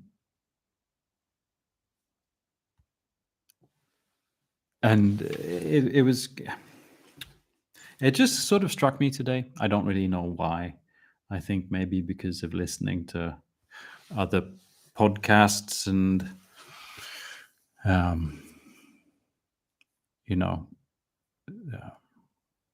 there's a lot of talk about the Warhammer raising prices and what people charge for miniatures and pricing models, and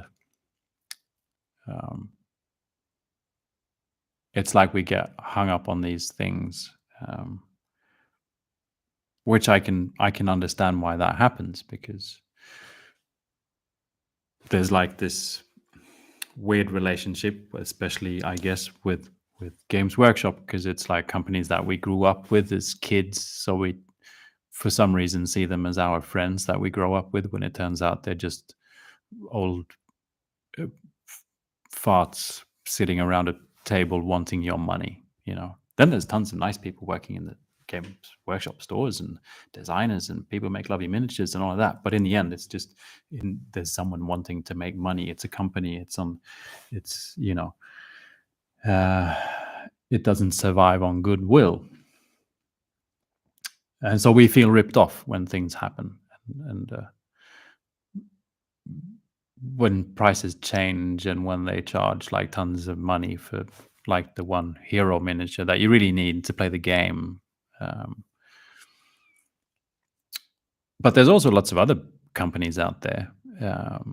We could use miniatures and play other games, the miniatures that are cheaper. But for some reason, we want to stick with the Warhammer because we really like it, but we also want to be angry with them. And there's all this talk, which is fascinating. And it's a big thing for a lot of people,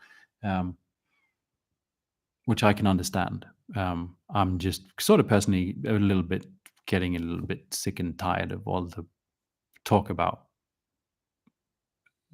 things that are not like my hobby is which maybe that's my thing. Like a lot of people might have Warhammer as in games. People might have Games Workshop as their hobby. I don't really. I have sort of like miniature painting as a hobby, and playing games as a hobby, and building dioramas as a hobby, and even making videos for YouTube as a hobby. But I don't really have Games Workshop as a hobby. And there's just so much of it. Like I can hardly watch YouTube without there being a discussion. Like I'm even doing it myself now. And a lot of the talk is about like price and pricing. And so I was like thinking about it today. Like, is it what is miniature painting a hobby that is worth the money? Which I think yes, because compared to a lot of hobbies, it's not really super expensive. I know it can be for some people that don't make a lot of money. I myself don't really make a lot of money. I probably make less money than most people my age in this city, because I do stupid things like freelance work in YouTube. But I still kind of don't think it's as expensive as certain sports. Having a like golf or a Ferrari, that's kind of extreme. But so then I started looking into sort of similar hobbies like scale modeling, for example, because I have this kit that was given to me at some point. I have another one as well, and I started looking at the prices of like tanks. Like how does a tank compare to like the type of miniatures that we used to working with? And this one I think is not actually in production anymore. I'm not sure. I don't even know if the company exists anymore. I don't know anything about it. But I think when it was sold, it was roughly about $60 for like the one tank. There's a lot of pieces. That tank has a lot of pieces. A lot more pieces than like a Warhammer tank. But in the end, it's still just the one tank. And you're probably not going to play games with it. You're going to like spend a lot of time building it and a lot of time painting it, maybe a little diorama, something like that. But it's still $60 for a tank, compared to like $55 for the. How many are in the Vanguard Hunters up there? Probably about 10 miniatures for about $55. We've got the Oathmark Human Cavalry for $25. You get 15. So we've got 3 riders from the old Dominion faction from Conquest for about $59. Got this massive box down here, which I don't actually know how much it was, but was it like between $200 and $300? But it contains an absolute massive amount of miniatures, which is why I brought some of these forward. Like I've made 5 of these dioramas with like 5 of the Beaky Marines that comes out of this. I don't know how many comes out. I don't know how many Space Marines you get in this box, but it's like 30, 40, 50, don't know, tons of them.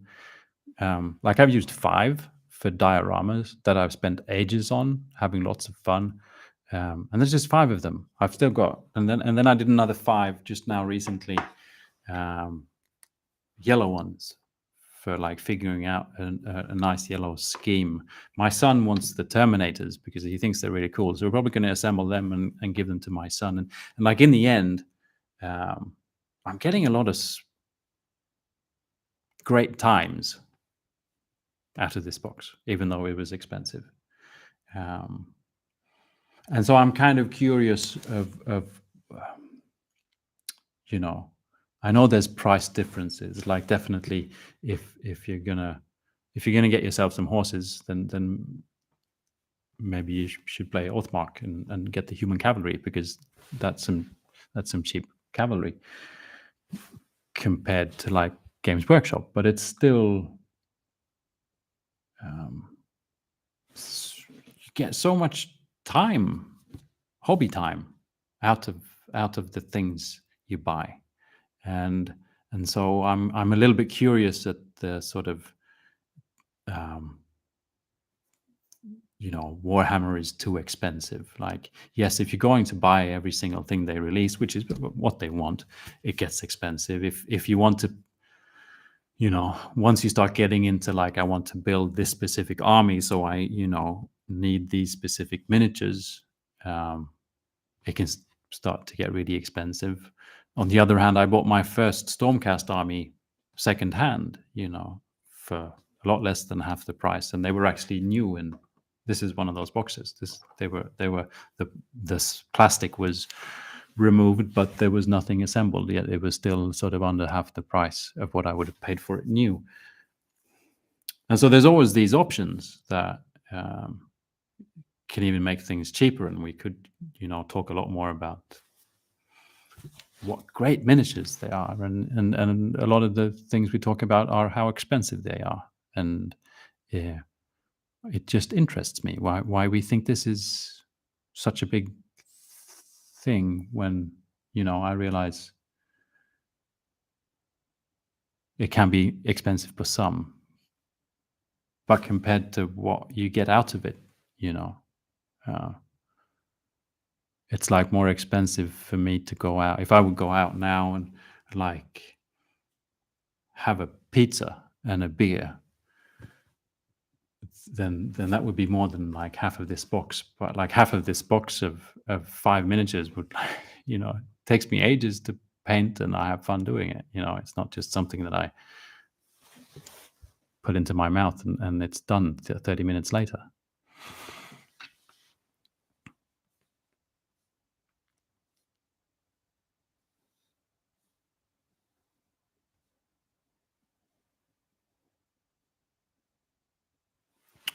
Clyde Dashing says, I did note that all you YouTube people are conspiring against me in my wallet so that I buy into infinity.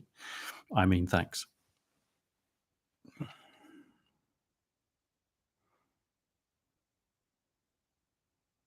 Adrian says, I picked up Space Weirdos today for $5 plus tax this morning. Handy to have a small game that doesn't care what miniatures you use, especially at the speed I paint. That is another issue as well. It's the fascination of doing the Warhammer thing when we could just, I mean, if it truly was like, this is too expensive, we could just go, okay, let's go, let's just go play Oathmark. We're done with the Games Workshop. It's just, it's ridiculous. We could, if there's, is there anyone French in the chat?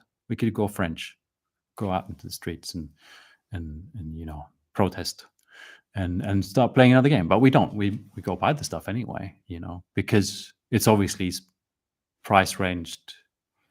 They're not going to be dumb. Probably they're just going to be like, well, we can just tweak it a little bit more. They're going to buy it.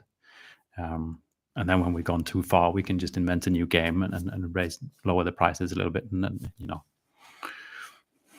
it's like surfing the waves of money. These days, this is the Thick's World, says, these days I mostly play Battletech. I can 3D print most of the minis or buy official ones for about $15 to $30 for 46 minis in a game that doesn't need many. That's pretty good. Nick Butler says, was contemplating spending the rest of this year Patreon's choices on one-page rules. Yeah, that's cool. I mean, there's... with 3D printing, there's the investment of buying the 3D printer and then the cost of resin. But after that, there's a lot of freedom of choice, as well as for proxying games for Warhammer as well. I mean, there's also, I mean, I'm not really part of the hardcore Warhammer community, so as you might have noticed. But I also pick up talk about the fact that, where you can't enter official Warhammer competitions if you don't have if all your miniatures are not correct, and that it's the same in stores apparently, which I think is way to go to get people to enjoy your games when you tell a kid that's 12 that they have to stop playing because like they proxied some miniatures. But there is the option to do that, to proxy the miniatures, and then all you have to do is buy all the really expensive books, which is I'm talking about miniatures now. Let's not start talking about the books. I think rules should be free. You should be able to play the game for free, and then if you want to go the extra mile and have the fancy book, then it should be just as a collector's thing or anyway.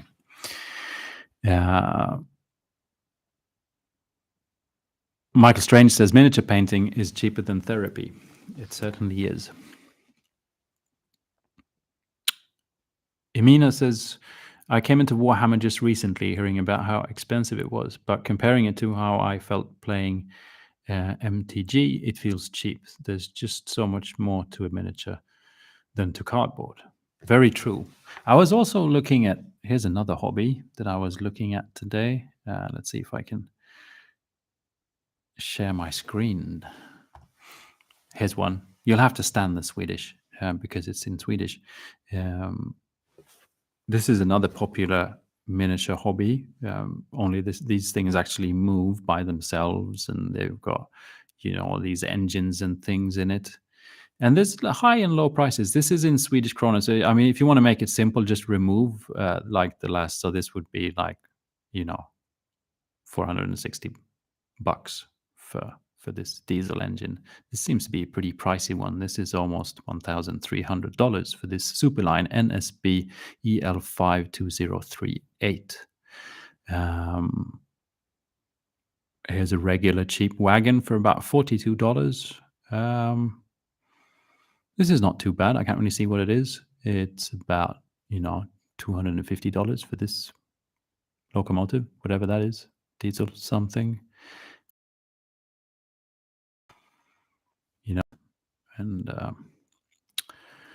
And things.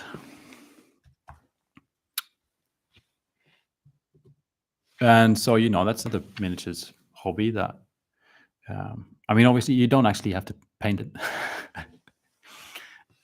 which I guess is, I mean, it's worth the money for some not having to paint things. And it's obviously got engines and things in there, mechanics. It's a lot more difficult producing a little engine like that than just pressing some plastic into a mold. But then again, if it doesn't appear super cheap either, and can be sort of compared into the living in the same world. You don't actually play games with them, but you might be building yourself that big diorama and building all the houses and all of these things, and the stuff that's not exactly the same, but living in a similar realm as miniatures and miniature painting and stuff like that.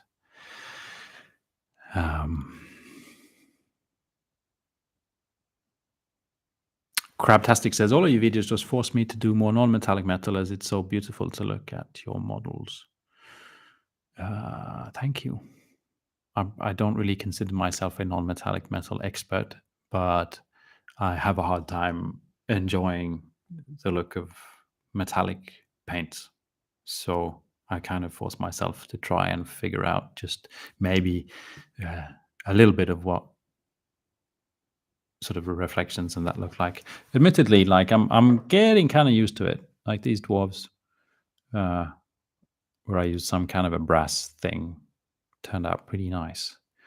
Yet it still sort of a little bit bugs me out, the way it looks compared to doing something a bit more non-metallic metalish, but then that would take so much longer.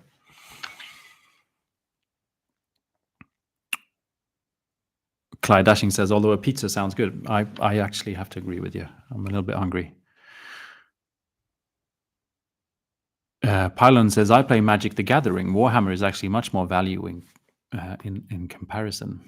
I've never played Magic the Gathering. I guess that can get pretty out of hand as well when you start uh, getting into the really expensive cards. But I guess maybe it's, there's the thing as well.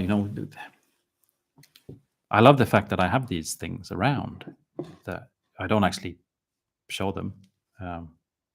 Because they're just in the cupboard in case I need them for a live stream. But they're still with me, whereas it's not really the same thing with a deck of cards. That's more about the game, I guess. Dougie Fresh asks, how many armies do you have? I only have one army for Age of Sigmar, which is Stormcast, but that's probably enough miniatures to make 3 or 4 armies, kind of. I just change my mind so many times and I buy new miniatures. I have quite a few painted miniatures for Stargrave, like different crews and different, things like that. But that's about it.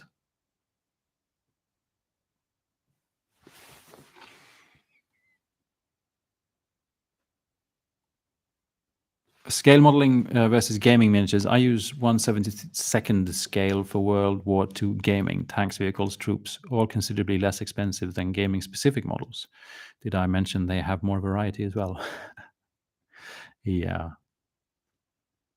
Yeah, because 1/72nd scale is cheaper because they're smaller, and so it's less plastic, I guess. Which wouldn't that be great if like goblins were cheaper because they were smaller?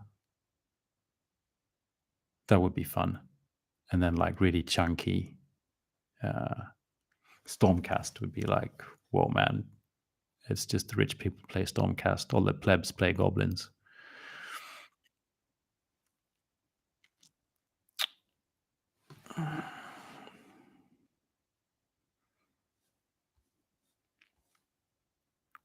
We've got a question in Swedish here, which is translated into, what type of diorama is your favorite?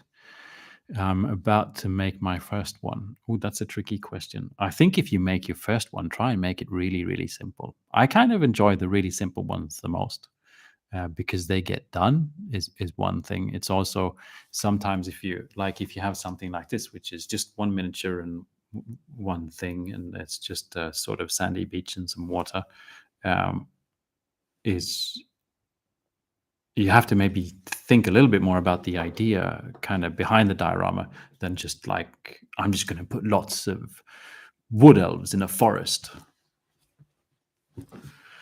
And if you just have like 1 or 2 miniatures, then maybe you actually have to figure out a story, and that's kind of fun. And then the smaller it is, and the less things going on, the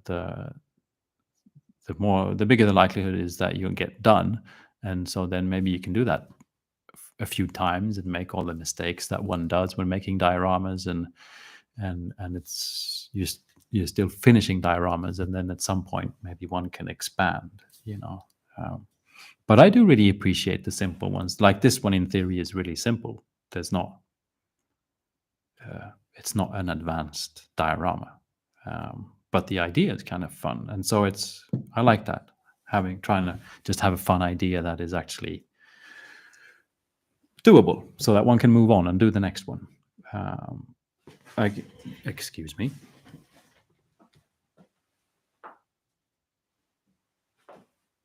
In comparison, I did this diorama, which has like 2 kind of orc kind of a people up top, and there's 2 dwarves in a mine with glowing crystals, and there's a frog and a fish. Like, this was a lot of work, and I had a lot of fun, but it was also like, I'm not doing that in a while. These ones are like, oh, I want to do another one. Oh, I want to do another one. And so, yeah, I think especially starting out is just keep it simple, I would say.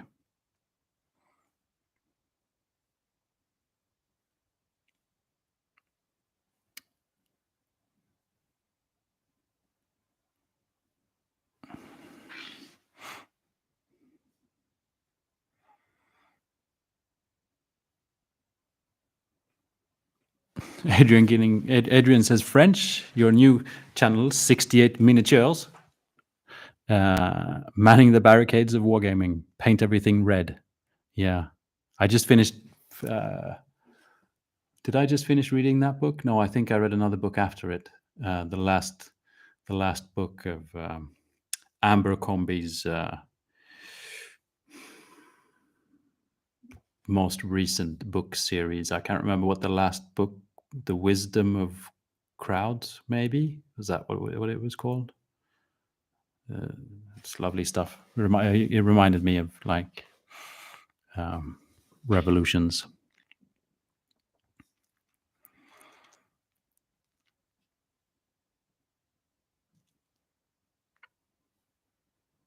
Cyborg Sloth says, I don't want to go full socialist, but it feels very classist if you're not allowed to use proxies. Yeah, you mean in Games Workshop stores and tournaments? I just think that's a bit. It's just I would have thought it would be in their benefit if people played their games, and that you would encourage playing games as much as possible, because that means people will buy miniatures. And if every now and again there's someone who's has proxies, I would have thought that just encouraging people to paint and just be encouraging in general would be the way to go, and not saying what people can't be doing, especially not when they pay a lot of money to play their games just by buying the rule books.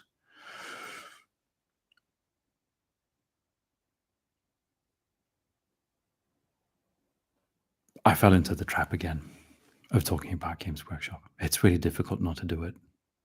Can we just swap company? Can we just start talking? I mean, if we're going to talk about companies, can we pick another one? Is there another one? Like, imagine doing the same thing about like North Star military figures. Have you seen the things they've been doing lately? Or like Parabellum?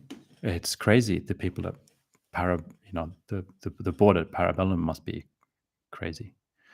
I kind of like that, actually. They seem to be sort of pricing their miniatures just exactly the same way as Games Workshop are doing.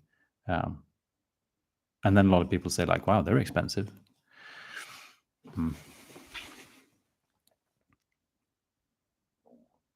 Jan Andersson says, audio out of whack. Is it out of whack, or was it just Jan? I hope not.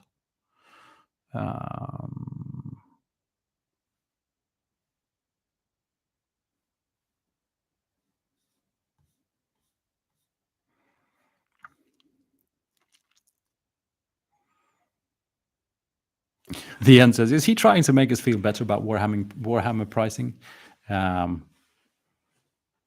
No.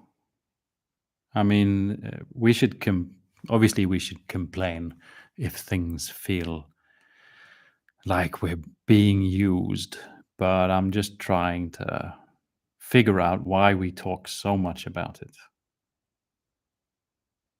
in general.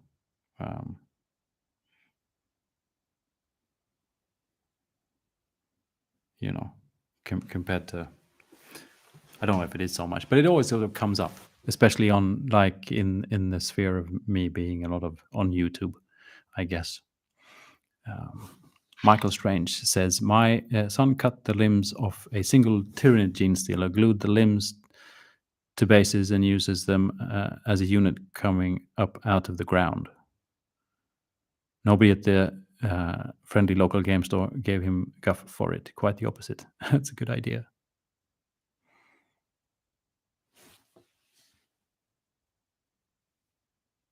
Certainly cheaper than getting and maintaining your pilot's license, says Clyde. I would think so. Or I would hope so. I guess that's when we can start complaining for real. Like when everyone, all the war gamers go out and start buying airplanes instead.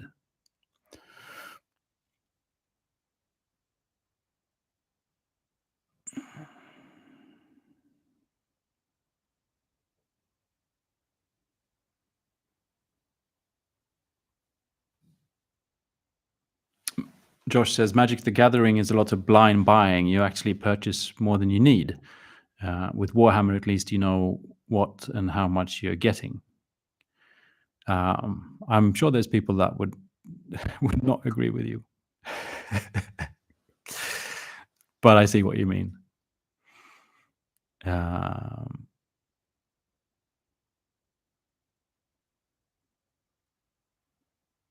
yeah. I mean, for when painting miniatures, this is very true.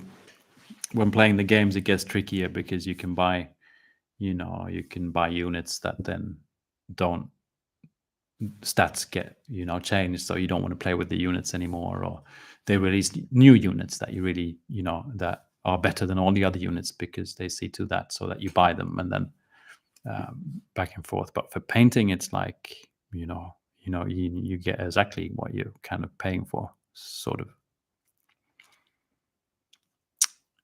So Shelbs asks, is the Conquest minis any good? Been looking at them for a while, and yeah, I think they're very good. Congratulations, Jordi, once more.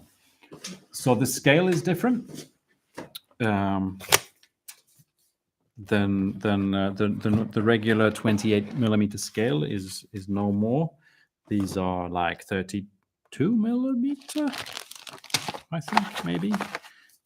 Get a lovely card, an assembly thing.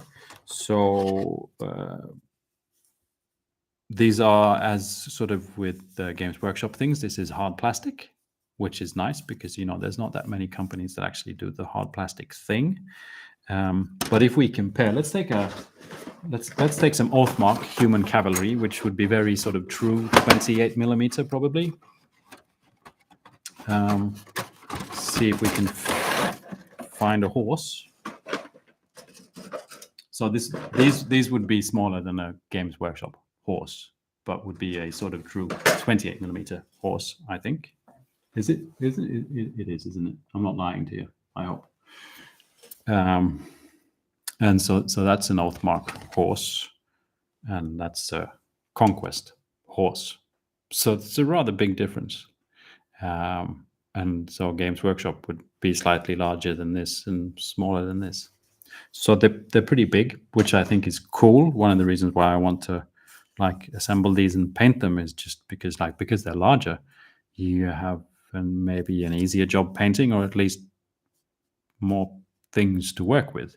Things aren't super tiny, and with that I don't mean that they're not detailed.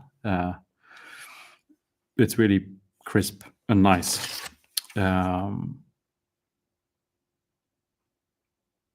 So yeah, I think everything looks great, honestly. I just haven't gotten to it yet because my sort of list of things I want to finish is pretty long. But I'm very excited to start, painting some of these things. I'd obviously really like to try the game as well, but that's pretty far into the future. I should pack these down, or they will never be packed down again.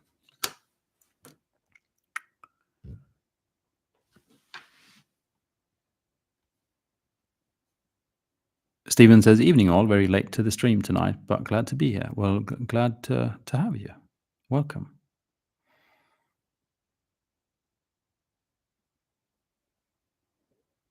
Ryan Terrell says, what makes a miniature unappealing to you regarding style or theme, for example?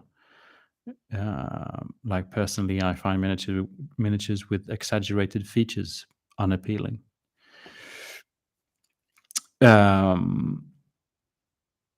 Ooh, that's tricky. I mean, almost all. It's kind of interesting because we're talking about scale models like these things.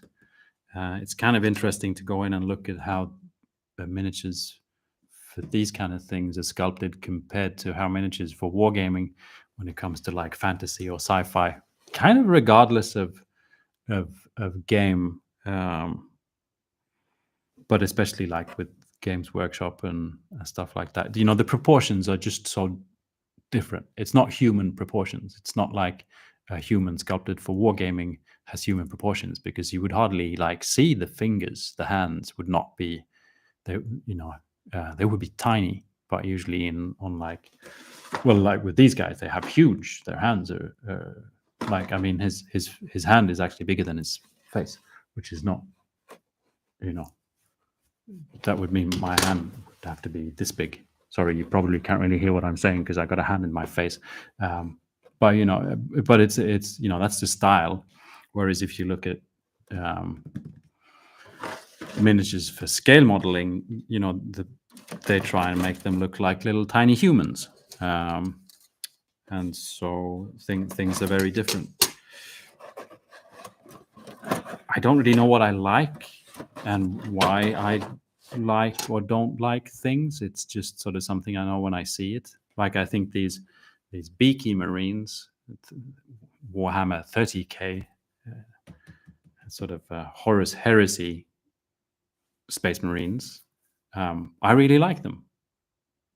The sort of the shape of the entire marine and the shape of the helmet and just the aesthetic. They're a little bit smaller. But the sort of regular new Primaris Space Marines, I don't like them. They don't speak to me, and it's the same sort of type of miniature designed by the same sort of company, but still I like one and not the other, and that's just personal taste.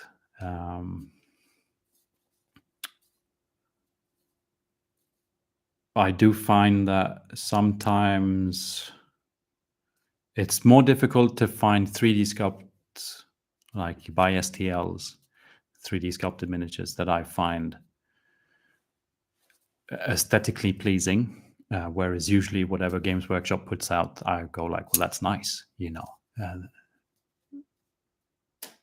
and I think that's sometimes a combination of how things have to be sculpted because of like resin and like techniques, but also just I shouldn't say skill, but the time allowed to spend on like a miniature and the entire thought process behind it and the teams behind it, and such a large company as Games Workshop compared to like one or two or three guys with the Patreon that have to like produce 100 miniatures a month because otherwise people will leave the Patreon. It's just not possible to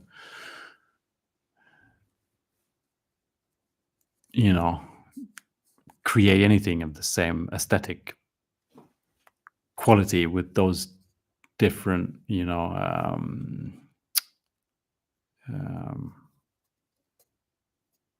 yeah, it's just quantity. You just need to push it out. But yeah, I don't know if that really answered it. Oh, Martin has written something important here. If you enjoy Alex's channel, please consider subscribing to his Patreon, where you get access to a members only Discord, which is actually a really nice place. Okay, I didn't really get all too far into this discussion. It was more just thoughts. I don't. Nothing is, of course, ever simple. It's also just a way of showing off my boxes. I'm going to end this stream now because I've been at it for about 2 hours. It's been great seeing you all, and great to have you all come in, ask questions. Please continue doing that. I just like to say hi. It's like, wow, you actually exist. I have viewers that are not Chinese robots, which is just so nice for a change. And once more, congratulations, Geordie, for winning the Redgrass Games clippers and 3 brushes. And I hope everyone has a continued wonderful Tuesday. And I'll hopefully see you soon again. Bye.